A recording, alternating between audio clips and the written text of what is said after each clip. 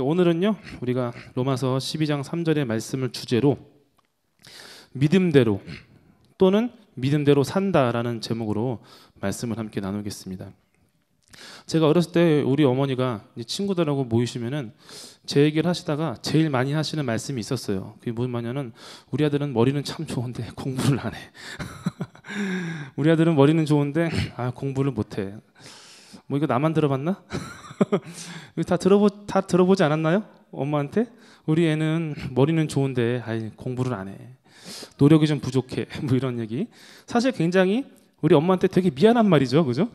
내가 좀만 열심히 했으면은 굳이 그런 변명이 필요 없는데 우리가 공부를 안 했기 때문에 한번 여기 그런 얘기 한번 들어본 사람 손 한번 들어볼래요? 전 얘기 알겠습니다. 또 없어? 뭐야, 다들 공부 잘한 거야? 뭐야? 아니면은 뭐 난 스스로 똑똑하진 않아요. 하여튼 그래서 이런 얘기를 굉장히 많이 들었어요. 우리가 자라면서, 그죠?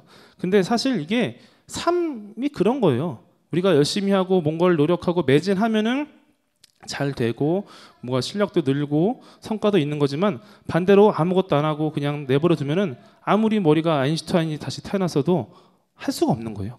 그게 인생이고 그런 게 삶인데 우리 신앙생활에도 그런 면이 많이 있습니다. 그래서 저는 이것을 주제로 가지고 오늘 마태복음 25장 한번 펴볼게요. 성경 다 있으시죠? 마태복음 25장 한번 펴보겠습니다.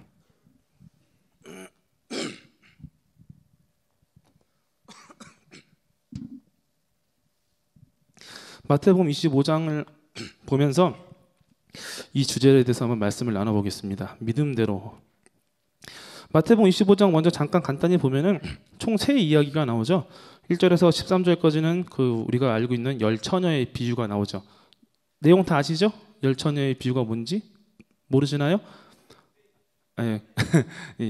자중해 주시고요. 열 처녀가 뭔지 다 아시죠? 넘어가겠습니다. 그리고 두 번째는 우리가 알고 있는 달란트 비유가 나옵니다. 그리고 31절부터 46절까지는 인자가 다시 오실 때, 그러니까 예수님이 다시 오실 때 마지막 때에 관한 그런 어떤 일에 대해서 예수님이 말씀을 해주셨습니다. 저는 그 중에서 이 달란트 비유를 가지고 이걸 중심으로 함께 말씀을 나눠보겠습니다. 25장 14절에 보면요, 이렇게 말합니다. 또 어떤 사람이 타국에 갈 때 그 종들을 불러 자기 소유를 맡김과 같으니라고 합니다. 어떤 사람이 먼 나라로 여행을 가는데 그냥 떠난 게 아니라 자기 집에서 일하는 종들을 이렇게 불렀습니다. 불러서 자기 소유를 맡기는 거예요. 근데 이 맡기는 기준이 뭐냐 보면은 15절에 이렇게 말합니다. 각각 그 재능대로 줬다고 합니다. 그 재능대로 줬다는 거예요. 이게 뭐 어떤 사람은 잘났고 어떤 사람은 못났고 어떤 사람의 재능은 귀하고 어떤 사람의 재능은 천하고 뭐 높고 낮음에 그런 말한 게 아니라 그냥 사람들의 재능이 다 다르듯이 그들이 생긴 대로 그 주인이 줬다는 거죠. 줬다는 거예요. 그래서 뭘 줬냐? 한 사람에게는 금 5달란트를, 한 사람에게는 2달란트를, 한 사람에게는 1달란트를 주고 떠났다고 합니다. 각 재능대로 줬습니다. 근데 어떤 재능이 더 귀하게 여겨져서 5달란트를 준 것도 아니고 어떤 재능이 더 천해서 1달란트를 준 것도 아니라 그저 그들에게 있는 재능대로 줬다라고 성경을 고백하고 있습니다. 그럼 여기서 말하는 달란트가 뭔가? 사실 이제까지 우리는 달란트를 어떤 사람이 갖고 있는 개인적인 재능이라고 했는데 재능이 아니죠, 그죠? 왜냐하면은 재능대로 준 것이 달란트니까, 그죠? 재능대로 달란트를 줬는데 이 달란트가 무엇인가? 오늘 본 말씀 제가 다시 한번 읽어드리겠습니다. 내게 주신 은혜로 말미암아 너희 각 사람에게 말하노니 마땅히 생각할 그 이상의 생각을 품지 말고 오직 하나님께서 각 사람에게 나누어 주신 믿음의 분량대로 지혜롭게 생각하라 라고 말하고 있습니다. 이 달란트는요, 믿음입니다. 믿음. 예수님은요, 우리 인간의 재능에 대해서 뭘 말씀하신 적 없어요. 예수님은 항상 하시는 게 하나님 나라, 믿음, 사랑 이런 것들을 주제로 말씀하셨는데 오늘의 이 달란트도 우리는 알 수 있는 게 이 달란트가 바로 믿음이라는 거예요. 믿음. 근데 어떤 사람은 믿음을 시작할 때 굉장히 부럽게 시작해. 막 굉장한 신앙적 간증을 막 얘기해요. 내가 뭐 죽다 살아났네. 내가 뭐 사업이 망했는데 하나님이 어떻게 해주셔서 다시 살아났네. 막 진짜 나로서는 나의 평범한 인생으로서는 도저히 저런 거를 감당할 수 없는 그런 체험으로 시작하기도 하고 또 어떤 사람은 야, 너 예수님 언제 믿었어? 하고 물어보면 글쎄 내가 언제 믿었지? 라고 하는 약간 좀 자기가 누구한테 말할 수 없는 말할 수 없다기보다는 이렇게 자기도 언제인지 모르는 그런 시작을 통해서 예수님을 믿기도 합니다. 그런 믿음의 시작이 있기도 해요. 그러나 문제는 뭐냐면 그런 것들은 아무 상관이 없다는 거예요. 중요한 건 뭐냐면 하나님이 여기에 있는 여러분들에게 다 믿음을 다 주셨다는 거예요. 그래서 여러분이 지금 여기 와 있는 거예요. 아멘? 그리고 중요한 건 뭐냐면 이제 그 믿음의 책임이 누구한테 있다? 하나님한테 있습니까? 아니죠. 믿음을 받은 여러분들에게 그 믿음의 책임이 이제 주어졌다는 거예요. 그게 내가 인간의 눈에 보기에는 커 보이고든 뭐 작아 보이든 아무 상관없어요. 여러분들은 다 그 믿음에 책임이 있는 사람이다 이겁니다. 그래서 이 달란트를 5달란트, 2달란트, 1달란트를 받았는데 이제 이 사람들이 어떻게 하는지 한번 볼게요. 먼저 보면은 오늘 본문 말씀처럼 지혜롭게 행하는 사람이 2사람이 나오죠. 16절 5달란트 받은 자는 바로 가서 그것으로 장사하여 또 5달란트를 남기고 또 17절 2달란트 받은 자도 그같이 하여 또 2달란트를 남겼다라고 하고 있습니다. 5달란트, 2달란트 받은 사람은요 바로 나가서 장사를 했어요. 지혜롭게 행동한 거죠. 이걸 내가 주인한테 맡겼는데 내가 어떻게 하면 이것을 주인을 기쁘게 할 수 있는 그런 기회가 되게 할까 생각한 게 그래 이윤을 남기자. 그래서 나가 장사를 해서 2배씩 남겼습니다. 5달란트는 10달란트가 됐고 2달란트는 어떻게 됐죠? 4달란트가 됐죠. 근데 이게 우리한테 어떤 의미가 있는가? 그럼 우리는 어떻게 우리에게 주신 이 믿음으로 하나님을 기쁘시게 할 것인가? 우리가 사는 동안 우리가 받은 이 믿음으로 남길 것은 무엇인가? 한번 또 보겠습니다. 마태복음 25장 보시면요. 34절부터 40절까지 있습니다. 다 보이시죠? 성경 다 피시고 같이 한번 읽겠습니다. 그때의 임금이 그 오른편에 있는 자들에게 이르시되 내 아버지께 복받을 자들이여 나와 창세로부터 너희를 위하여 예비된 나라를 상속받으라.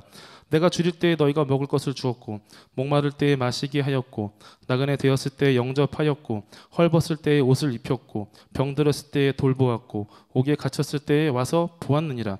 이에 의인들이 대답하여 이르되 주여 우리가 어느 때에 주께서 줄이신 것을 보고 음식을 대접하였으며 목마르신 것을 보고 마시게 하였나이까.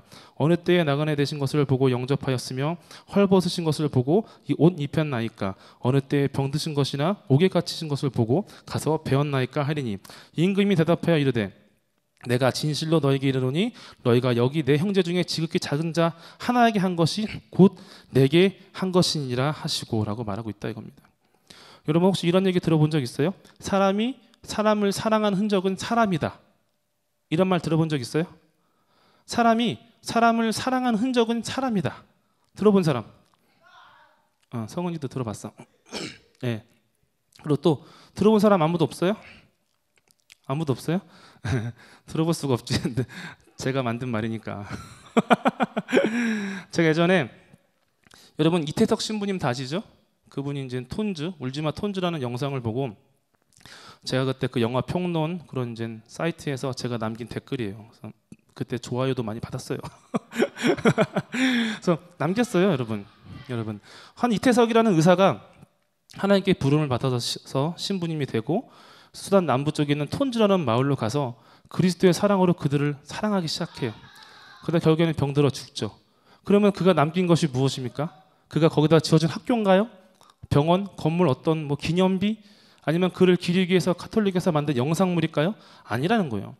제가 그걸 보면서 느낀 건 뭐냐면은 저 사람이 이태석 신부님이 저 사람들을 사랑한 증거요 흔적은 뭐냐면은 바로 그 사람들이라는 거예요. 그 사람들. 톤즈 마을에 있는 그 가난하고 헐벗은 그 피부색이 다른 그 사람들이 바로 이태석 신부가 그 사람들을 사랑한 흔적이고 증거라는 거예요. 그 사람들은 이태석 신부를 통해서 그리스도의 사랑을 배웠고 그리스도의 사랑 안에 들어갔고 앞으로 만나는 모르는 사람들에게 자기가 받은 사랑을 보여줄 것이라는 거예요. 그러면 하나님이 우리를 사랑하셨습니다. 그럼 하나님이 우리를 사랑하신 증거가 무엇입니까? 그것도 바로 사람이에요, 인간. 여기 있는 여러분 한 명 한 명이 하나님이 이 세상을 사랑하심의 증거라는 거예요.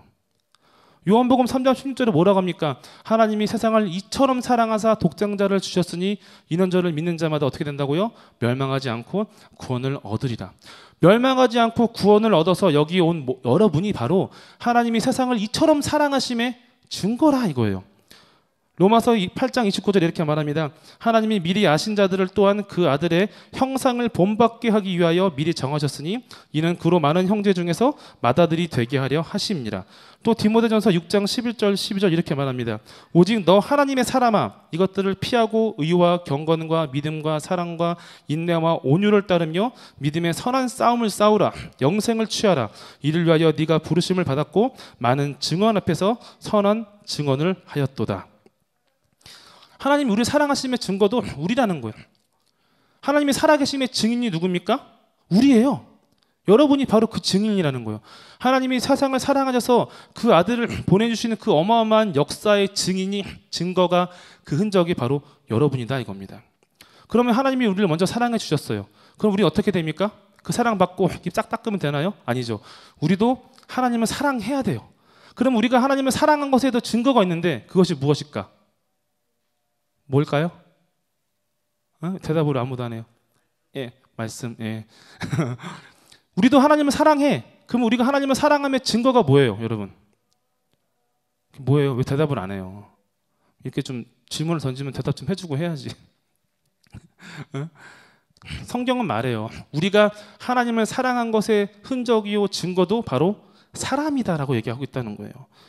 마태복음 22장 34절 한번 보겠습니다. 예수께서 서두개인들로 대답할 수 없게 하셨다함을 바리새인들이 듣고 모였는데 그 중에 한 율법사가 예수를 시험하여 묻되 선생님 율법 중에서 어느 계명이 크니이까? 예수께서 이르시되 네 마음을 다하고 목숨을 다하고 뜻을 다하여 주 너희 하나님을 사랑하라 하셨으니 이것이 크고 첫째 되는 계명이요 둘째도 그와 같으니 내 이웃을 네 자신같이 사랑하라 하셨으니 이 두 계명이 온 율법과 선지자의 강령이니라. 하나님을 사랑한다고 하면서 사람을 사랑하지 않는 사람은 하나님을 사랑하는 사랑이 없는 사람인 거예요. 믿으십니까? 이건 제가 한 말이 아니에요. 바울이 한 말이에요. 하나님을 사랑한다고 하지만 내 이웃을 사랑하지 않는 사람은 그 속에 있는 하나님의 사랑이, 하나님을 사랑한다고 하는 그 말이 거짓말이라는 거예요. 여러분이 여러분의 이웃한테 대하는 그런 태도나 여러분의 믿음의 형제와 자매들에게 하는 여러분의 베품이 여러분이 하나님을 사랑하고 있다는 그 믿음의 증거라 이겁니다, 여러분. 믿음의 행위는요, 반드시 결실을 맺습니다. 여러분이 믿음을 가지고 여러분에게 있는 그런 작은 믿음들 상관없어요. 얼마만큼인지 어떤 모습인지. 그러나 여러분이 그 믿음을 가지고 작은 실천을 했을 때 그 실천이 여러분 옆 사람에게, 여러분 이웃에게 전해지고 그럼 어떻게 됩니까? 2배가 되죠. 그럼 그 사람이 또 그런 식으로 베풀고 전하고 그런 믿음의 행동을 하기 시작하면요, 그 믿음이 30배, 60배, 100배가 된다 이겁니다, 여러분. 믿으십니까? 믿음은 그렇게 자라는 거예요. 그렇게 확산되는 거고 그렇게 하나님 나라는 확장되는 것이다 이겁니다. 이것을 하나님은 칭찬해 주셨어요. 25장 21절 한번 볼게요. 뭐라 그러죠? 그 주인이 이르되 잘하였도다. 착하고 충성된 종아, 네가 적은 일에 충성하였으며 내가 많은 것을 네게 맡기리니 네 주인의 즐거움에 참여할지어다 하고. 이건 5달란트 벌어온 사람한테 한 말이에요. 근데 2달란트 벌어온 사람한테 똑같이 말해 주셨어요. 한 토시도 틀리지 않고. 그 주인이 이르되 잘하였도다. 착하고 충성된 종아, 네가 적은 일에 충성하였으며 내가 많은 것을 네게 맡기리니 네 주인의 즐거움에 참여할지어다 하고. 사람들은 생각해요. 뭔가 더 많이 남겨야 돼. 뭔가 거창한 걸 만들어야 돼. 아니라는 거예요, 여러분. 하나님은 그런 걸 보시는 게 아니라 여러분이 여러분에게 있는 그 믿음, 있는 그대로 믿음대로 여러분이 하는 행동, 실천을 여러분이 바라보고 계신다는 거예요. 그리고 여러분이 이렇게 이런 행동을 했을 때 하나님뿐만이 아니라 사람들에게도 인정을 받습니다. 사도행전 11장 26절에 만남에 안디옥에 데리고 와서 둘이 교회에 1년간 모여 있어 큰 무리를 가르쳤고 제자들이 안디옥에서 비로소 그리스도인이라 일컬음을 받게 되었더라. 여러분은 그리스도인 맞습니까? 여러분은 그리스도인 맞습니까? 여러분이 그리스도인이라는 이름은 우리한테는 되게 명예스럽고 구원받은 표징 같은 그런 이름이지만 그 당시에는 약간 놀림도 있었어요. 야, 쟤네는 그리스도인이야. 그 당시에는요, 어떤 사람을 따르는 사람들, 특히 군대를 보고 이런 식의 표현을 많이 했어요. 그래서 로마 황제의 군대를 뭐라 했냐면은 가이사랴인이라고 했어요. 그런 것처럼 지금 그 시대 로마나 그런 고대 근동 이쪽 소아시아 이쪽 사람들이 예수님을 믿는 사람들을 보고 말한 거예요. 야, 쟤네는 그리스도인이야. 그게 비아냥이면 무슨 상관이에요? 세상 사람들 우리 보고 그래요. 야, 쟤는 예수쟁이야. 뭔 상관이에요? 나 예수쟁이 맞는데. 아닙니까? 여러분은 그리스도인 맞습니까? 그러면 그리스도인답게 여러분 안에 주신 믿음대로 사시길 바랍니다. 분수에 넘을 필요도 없어요. 여러분의 믿음이 요만큼인데 되도 않게 뱁새가 황새 쫓아가다가 다리가 찢어진다고 이만한 걸 하나님께 드릴 필요도 없어요. 여러분의 믿음이 이만큼이시면은 이만큼의 믿음을 감당하시길 바랍니다. 그럼 어떻게 됩니까? 하나님이 이 믿음을 더해 주셔서 믿음이 성장하고 더 커지는, 더욱더 깊어지는 그 은혜가 우리가 누릴 수 있게 된다 이겁니다, 여러분. 아멘. 그러면 두 번째로 두 명의 지혜로운 사람이 있었으면 또 한 명 있죠. 어떤 사람입니까? 어리석은 종이죠. 18절 한번 볼게요. 18절에 뭐라 그러죠? 한 달란트 받은 자는 가서 땅을 파고 그 주인의 돈을 감추어 두었더니 라고 합니다. 한 달란트 받은 걸 이 사람은 감추었어요. 개중에 예수님 믿는다는 사람들 중에 보면은 이런 사람들이 있어요. 자기가 받은 믿음하고 세상에서 얻을 수 있는 이윤이나 이득하고 자꾸 비교를 해. 생각하는 거야. 내가 이번에 굳이 내가 이렇게 양심적으로 할 필요가 있나? 내가 믿는 사람으로서 양심을 보이면 이런 손해를 볼 수가 있는데 내가 이런 피해를 볼 텐데 이번 한 번만 눈 감고 그냥 내 믿음 숨기고 한번 넘어가 볼까? 그런 사람도 있고, 또 어떤 사람은 교회 안에서 다른 사람의 믿음과 나의 믿음을 자꾸 비교해요. 저 사람은 방언도 하고 막 예언도 한다는데 나는 아무것도 아닌데, 나는 그냥 교회만 나심에 나오면 되는데. 그러면서 어떻게 합니까? 다른 사람들이 헌신과 봉사로 열심히 섬길 때 뭐라 그래요? 저는 아직 아니에요. 제 믿음은 그런 거 감당 못해요 라고 쓱 빠지고 숨는다 이겁니다, 여러분. 그러나 예수님은 이렇게 말씀하셨어요. 마태복음 17장 20절에 이르시되 너희 믿음이 작은 까닭이니라. 진실로 너희에게 이르노니 만일 너희에게 믿음이 겨자씨 하나만큼만 있어도 이 산을 명하여 여기서 저기로 옮겨지라 하면 옮겨질 것이요 또 너희가 못할 것이 없으리라 했다 이겁니다, 여러분. 여러분의 믿음은 이런 능력이 있습니까? 아멘? 아멘 하세요. 그러면 여러분의 믿음이 성장합니다. 아멘? 여러분의 믿음은 산을 옮길 수 있는 믿음이 맞습니까? 옮길 수 있습니다, 여러분. 옮길 수 있어요. 갑자기 생각난 건데 원래 예정이 없던 얘기긴 하지만, 예전에 제가 이집트에 이제 콥틱 교회에 갔을 때, 교회 가면은 커다란 벽화가 하나 있어요. 근데 그 벽화가 어떠냐면은 산이 이렇게 그려져 있는데 자세히 보면은 산이 공중에 딱 떠 있고 그 산 밑에 해가 있어요. 해가 있어요. 이게 뭐예요? 믿음으로 산을 들은 거예요, 여러분. 그게 믿음이라는 거예요, 여러분. 놀라지 않으세요? 근데 이게 이집트 콥틱 그 정교회 속에서 전설처럼 내려오는 실화라는 거예요, 지금. 그 당시에 이집트가 옛날에는 되게 독실한 크리스찬 국가였어요. 근데 그것이 오스만 제국에 의해서 그 이슬람의 침략을 받고 이슬람화 되면서 핍박을 엄청 받았어요. 근데 그때 이슬람 지도자였던 술탄이 와서 공격을 하면서 너희가 그 성경대로 하는 것을 보여주면은 내가 너희를 핍박하지 않을게 했을 때 그들이 기도해서 산을 들었다는 거예요, 여러분. 여러분의 믿음도 그만한 믿음이 되시길 바랍니다. 아멘. 그래서 예수님은 말씀하신 거예요. 여러분, 너희 마음에 믿음이 겨자씨만큼만 있으면은 다 할 수 있다는 거예요. 여러분 마음에 겨자씨만큼만의 믿음만 있으면은 세상 살면서 겪을 수 있는 그런 손해나 그런 억울한 것들이 여러분의 생명을 해할 수가 없다는 거예요, 여러분. 여러분을 절대로 망하게 할 수가 없다는 거예요. 여러분이 이 교회 안에서 그런 작은 믿음만이라도 있으면은 얼마든지 여러분이 여러분의 믿음의 공동체 형제와 자매들을 섬길 수 있고 그 섬김 안에서 그들에게 그리스도가 어떤 분인지 보여줄 수 있다는 거예요, 여러분. 예수님이 뭐라고 말씀하셨어요? 하나님이 다 알고 계신다고 하셨죠. 너희가 무엇을 먹어야 되고 무엇을 마셔야 되고 무엇을 입어야 되는지 하나님은 다 알고 계신다고 분명히 예수님이 말씀하셨습니다, 여러분. 여러분이 믿음을 위해서 받는 고난이나 박해나 이런 것들 두려워하지 마시길 바랍니다. 여러분이 그것을 위해서 받는다면 예수님이 뭘 하셨어요? 나중에 100배나 돌려받는다고 하셨다는 거예요, 여러분. 믿음을 붙드시길 바랍니다, 여러분. 근데 이렇게 믿음을 붙들지 못하고 아까 말한 것처럼 자꾸 믿음을 숨기고 믿음을 감추고 믿음을 가지고 일하려 하지 않는 사람들에겐요, 주로 이 사람들의 특징이 뭐냐면은 믿음보다 더 중요한 게 있어. 그죠? 재물, 명예, 혹은 가족이 될 수 있어요. 그죠? 또 뭐가 있을까? 여러분 마음속에 하나씩 다 있을 거예요. 그죠? 어떤 사람은 또 자기가 지금 만나고 있는 연인이 더 하나님보다 중요한 사람도 있어요. 그런데 이런 사람들이 어떻게 되느냐? 25장 41절 한번 보겠습니다. 41절부터 45절까지 같이 읽겠습니다. 또 왼편에 있는 자들에게 이르시되 저주를 받은 자들아 나를 떠나 마귀와 그 사자들을 위하여 예비된 영원한 불에 들어가라. 내가 줄일 때에 너희가 먹을 것을 주지 아니하였고 목마를 때에 마시게 하지 아니하였고 나그네 되었을 때 영접하지 아니하였고 헐벗을 때에 옷 입히지 아니하였고 병들었을 때와 옥에 갇혔을 때에 돌보지 아니하였느니라 하시니 그들도 대답하여 이르되 주여 우리가 어느 때에 주께서 줄이신 것이나 목마르신 것이나 나그네 되신 것이나 헐벗으신 것이나 병드신 것이나 옥에 갇히신 것을 보고 곤양하지 아니하더이까. 이에 임금이 대답하여 이르시되 내가 진실로 너에게 이르노니 이 지극히 작은 자 하나에게 하지 아니한 것이 곧 내게 하지 아니한 것이니라 하시니. 예수님의 동생이었던 예수님 형제 야고보는 이런 걸 보고 뭐라 했냐면은 믿음이 죽은 거다라고 얘기를 했어요. 죽은 믿음이라는 거예요. 야고보서 2장 14절 이렇게 말합니다. 내 형제들아 만일 사람이 믿음이 있노라 하고 행함이 없으면 무슨 유익이 있으리요? 그 믿음이 능히 자기를 구원하겠느냐?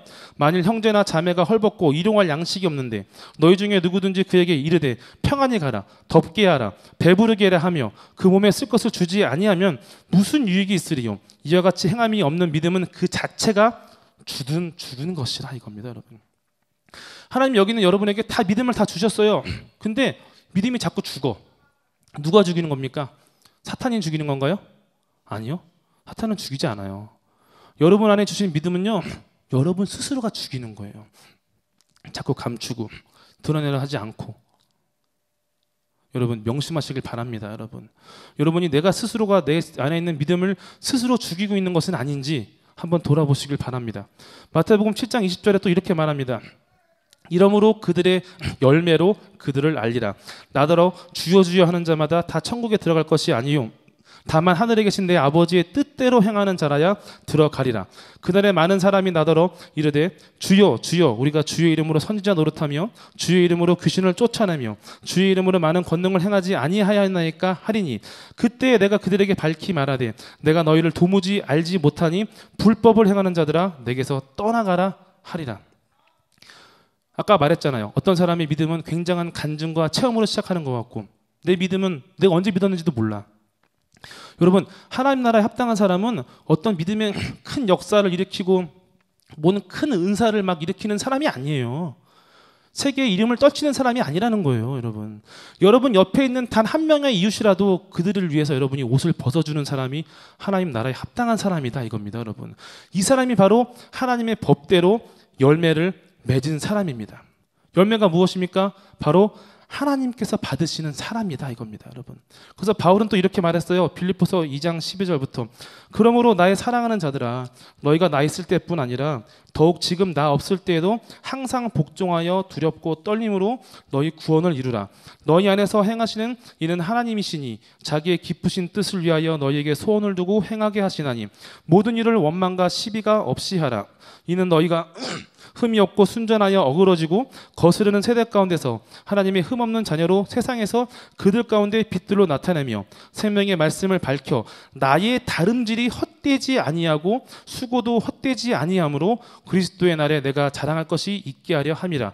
만일 너희 믿음의 재물과 섬김 위에 내가 나를 전제로 드릴지라도 나는 기뻐하고 너희 무리와 함께 기뻐하리니 이와 같이 너희도 기뻐하고 나와 함께 기뻐하라. 바울은 구원받은 사람이에요. 그래서 이 안에 구원이 있었고 생명이 있었고 믿음이 있었습니다. 그러나 제가 여러분에게 몇 번 말했지만 우리의 구원은 아직 완성된 게 아니에요, 여러분. 그죠? 어쩔 때는 내가 하나님 안에 있는 것 같지만 어쩔 때는 하나님 밖에 있는 것 같아요. 어쩔 때는 하나님 내 편인 것 같지만 어쩔 때는 하나님이 너무 미울 때도 있고, 그죠? 왜? 아직 완성된 게 아니기 때문이에요. 이걸 우리가 뭐라냐면은 성화라고 그래요. 성화. 여러분 아직 성화의 단계예요. 아직 예수님과 완벽한 연합을 이룬 상태가 아니라는 거예요. 그럼 언제 우리가 완벽한 연합을 이룹니까? 우리가 예수님이 오실 때, 혹은 여러분이 죽었을 때, 그죠? 그때 우리가 예수님과 완벽한 영화를 이룬다는 거예요. 그러면은 그때 완벽해지는 구원이라면은 그럼 우리 안에 지금 구원이 없는 겁니까? 없나요? 아니요, 구원이 있어요. 구원이 있는데 그걸 우리가 뭘로 증명할 거냐는 거예요. 바울은 말했어요. 나의 다름질과 나의 뭐라고요? 다름질, 수고가 헛되지 아니함을 보여달라는 거예요, 여러분. 바울은요 맨날 상급 얘기했어요. 근데 이 상급이 사람들은 생각해요. 내가 열심히 해서 봉사하고 전도하고 하면은 천국 가면 내가 남들보다 더 좋은 집에 살 거야 라는 생각을 한다는 거예요. 바울은 그런 상급을 말한 적이 없어요. 바울이 말한 상급은 뭡니까? 그가 마침내 그리스도와 완벽한 연합을 이룸으로 이루어질 완벽한 구원이 바로 상급이라는 거예요. 그리고 이 상급을 그는 증명하기 위해서 일을 한 거예요. 그가 받은 믿음의 분량은요 우리가 생각하는 것보다 더 컸던 거야. 그의 믿음의 분량은 소아시아를 품고 로마를 품을 수 있는 그런 믿음의 분량이 바울 안에 있었고, 그는 그 믿음을 증명하기 위해서 어떻게 했습니까? 맨날 매맞고 쫓겨당하고 핍박당하고 결국에는 순교하는 그 믿음의 분량을 그가 감당했다 이겁니다. 바울의 믿음의 증명은 뭡니까?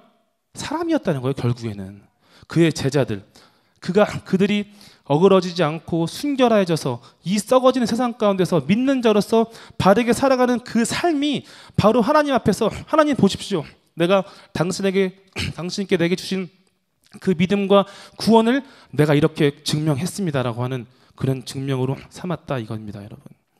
여러분 마음에, 여러분의 생명 안에 주신 그 믿음의 분량을 감당하시길 바랍니다. 하나님은 여러분한테 바울같이 살라고 하지 않아요. 예수님처럼 살라고 하지 않아요. 여러분 예수님이 될 수 있습니까? 있어요? 왜 대답을 안 해? 있나 보네 다들. 나는 그렇게 못하는데. 여러분 누구도 하나님이 예수님처럼 십자가 당장 올라가서 매달리라고 하지 않아요. 왜? 여러분 안에 있는 믿음의 분량은 예수님과 다르기 때문이에요. 바울도 마찬가지예요. 하나님 여러분에게 바울처럼 살라고 하지 않아요. 중요한 건 뭐냐면은 여러분이 하나님께서 여러분에게 주신 그 믿음의 분량, 5달란트가 됐던 2달란트가 됐던 1달란트가 됐던 그 무게를 여러분이 감당해야 된다 이겁니다, 여러분. 아멘. 만약 여러분이 이것을 감당하지 않고 자꾸 숨기고 감추고 여러분의 어떤 욕심과 이득을 위해서 그걸 자꾸 부인하고 밀어낸다면 어떻게 됩니까? 하나님도 여러분에게 있는 그 작은 믿음마저 빼앗아 버리고 영생 밖으로 밀려나는 그런 슬픈 결과가 있다 이겁니다. 25장 28절 한번 보겠습니다. 그에게서 그 1달란트를 빼앗아 10달란트 가진 자에게 주라. 물은 있는 자는 받아 풍족하게 되고 없는 자는 그 있는 것까지 빼앗기리라. 이 무익한 종을 바깥 어두운 데로 내쫓으라. 거기서 슬피 울며 이를 갈리라 하니라. 여러분 믿음은요, 여러분이 믿음으로 역사하고 믿음으로 활동하면 점점 커집니다. 믿음이 더욱더 깊어지고 건강해지고 강건해지고 결국에는 산을 들어 올릴 수 있는 그런 믿음이 나온다는 거예요. 그러나 여러분이 믿음을 숨기면 어떻게 됩니까? 작고 작아져서 결국에는 그 믿음마저 사라진다는 거예요. 또 46절 보겠습니다. 뭐라 합니까? 그들은 영벌에 의인들은 영생에 들어가리라 하시니라. 오직 의인은 무엇으로 삽니까? 믿음으로 말미암아 살리라 했다 이겁니다. 여러분 안에 믿음 있습니까? 아멘. 믿음 있습니까? 믿음 있습니까? 여러분 믿음이 무엇입니까? 말씀 마무리하겠습니다. 믿음이 무엇입니까? 그냥 우리 머릿속에는 어떤 생각입니까? 어떤 사상입니까? 신학입니까? 아닙니다. 성경이 말하는 믿음은 곧 우리의 삶입니다. 삶, 우리의 인생. 믿음은 그냥 공중에 떠있는 어떤 플라톤이 말한 것처럼 이데아에 있는 게 아니에요. 여러분이 살고 있는 이 현실 세계, 여러분의 이 몸에 이 믿음이 적용이 돼야 된다 이거예요. 여러분 그게 바로 믿음입니다. 여러분 오늘 본 말씀 보면 이래 뭐라고 합니까? 믿음의 분량대로 지혜롭게 하라.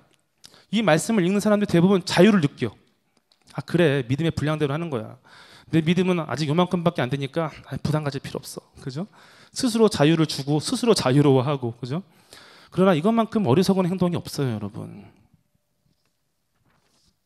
바울 얘기를 한번 볼까요? 로마서 12장 9절.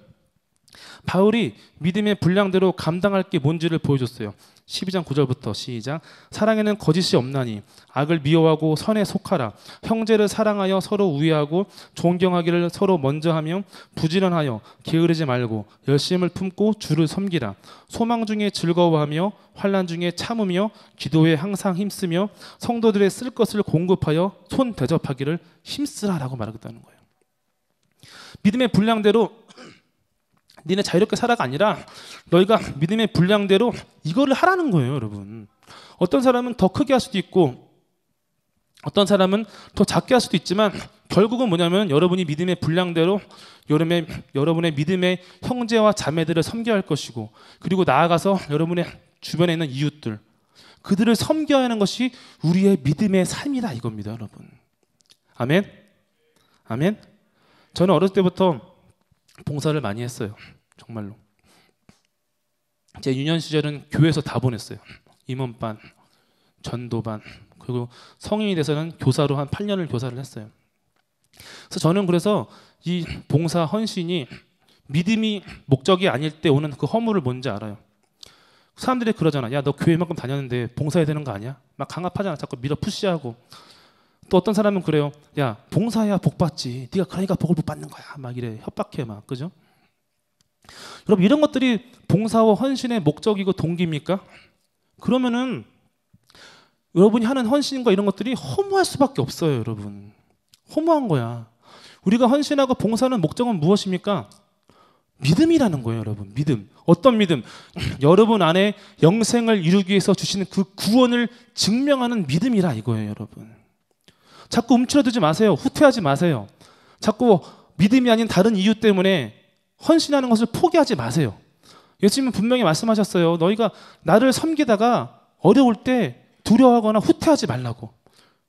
밭을 가려고 호미를 든 자가 밭을 갈다가 뒤를 돌아보면 하나님 나라에 합당하지 않다라고 분명히 예수님은 말씀하셨다는 거예요, 여러분. 여러분, 이 허무에 삼켜지면 안 됩니다. 아멘. 여러분, 이런 낙심과 이런 허무와 이런 딜레마들, 이런 것들 여러분이 삼켜지면 어떻게 됩니까? 나중에는 여러분 안에 있는 그 믿음을 다 빼앗기게 된다 이겁니다. 여러분, 믿음을 지키시길 바랍니다. 아멘. 믿음을 지키시길 바랍니다.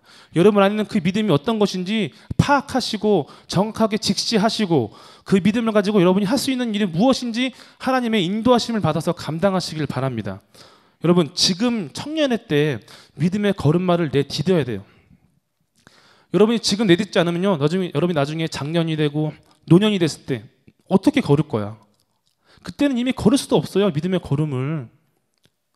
여러분이 지금 이 청년의 때 여러분에게 주신 그 믿음을 가지고 담대하게 한 걸음을 내디뎌서 걸음마를 시작하면은 여러분이 나중에 중년이 되고 노년이 됐을 때 하나님 앞에서 여러분의 삶이 정말로 인도하심을 받고 존귀함을 받는 그런 은혜를 함께 누릴 수 있음을 믿습니다. 여러분, 깨어나시길 바랍니다. 아멘. 지혜롭게 하시길 바랍니다. 여러분에게 있는 그 믿음 주신 것 감사하게 여기시고 그 분량대로 이 믿음의 공동체 안에서, 그리고 여러분의 삶의 자리, 가정, 형제, 이웃 속에서 그 귀한 믿음을 드러내고 증명하고 나타내시기를 주님의 이름으로 간절히 바랍니다. 아멘. 우리 시간 기도합시다.